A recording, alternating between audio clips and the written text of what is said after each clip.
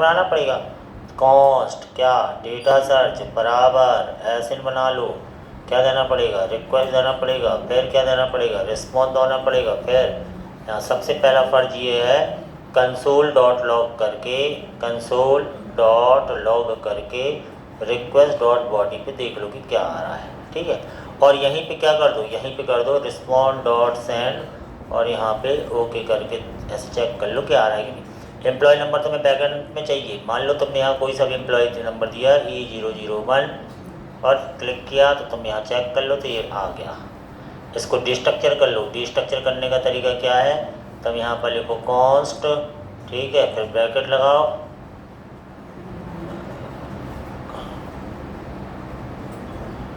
Const ऐसे bracket लगाया, यहाँ लिख दिया तुमने EMP नंबर, डिस्ट्रक्चर कर लिया और यहाँ पर रिक्वेस्ट डॉट बॉडी से इसमें आ चुका है, अलग होके इसमें आ चुका है, ठीक है। अब ऊपर जो मॉडल है उससे फाइंड करवा दो।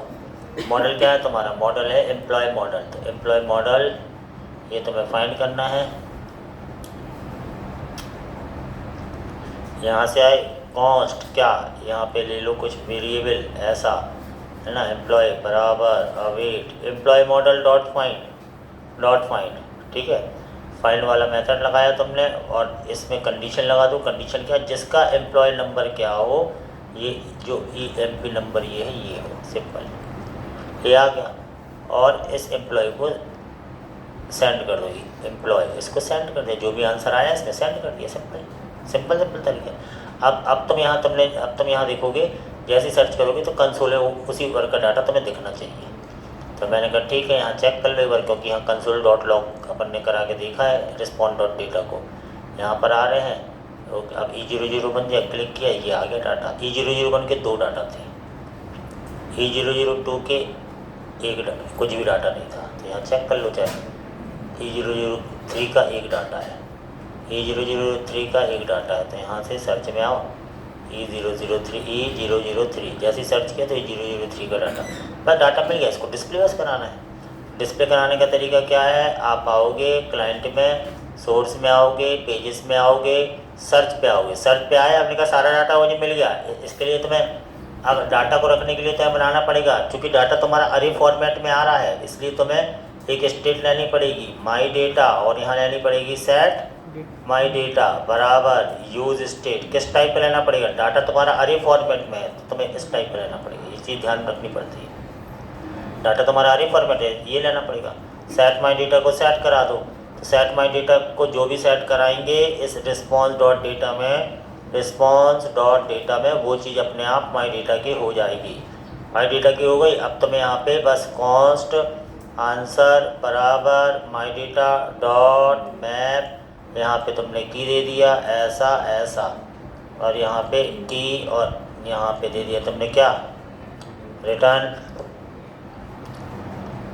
ठीक है। और यहाँ पे तुमने सिंपल सा यहाँ लगा दिया क्या, TR, फिर तुमने लगाया क्या, TD, और यहाँ जो भी तुम्हारा है की डॉट जो भी था, EMP number, employ number, name, designation, salary, जो भी चीज़ें हैं वो दे दो। एम्प्लॉय नंबर था, नेम था, डेजिग्नेशन था, सैलरी था। एम्प्लॉय नंबर यहाँ दे दी नेम, फिर यहाँ दे दी तुमने डेजिग्नेशन, और फिर यहाँ दे दिया सैलरी।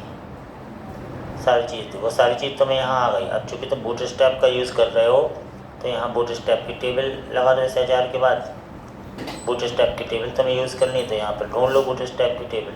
गूगल पे जाओ, यहाँ पे सीधा गूगल पे जाओ और यहाँ लिख दो रिएक्ट बूटस्ट्रैप टेबल, ये लिया और यहाँ से तुमने सीधा बूटस्ट्रैप की टेबल को यूज़ कर लिया। ये तुम्हारी बूटस्ट्रैप की टेबल है, कॉपी किया बूटस्ट्रैप की टेबल, ठीक है, और यहाँ से ऐसा कर दिया। अभी तुमने देखा तो इस टेबल को ये है तुम्हारी टेबल, ये टेबल बॉडी तक ले लिया।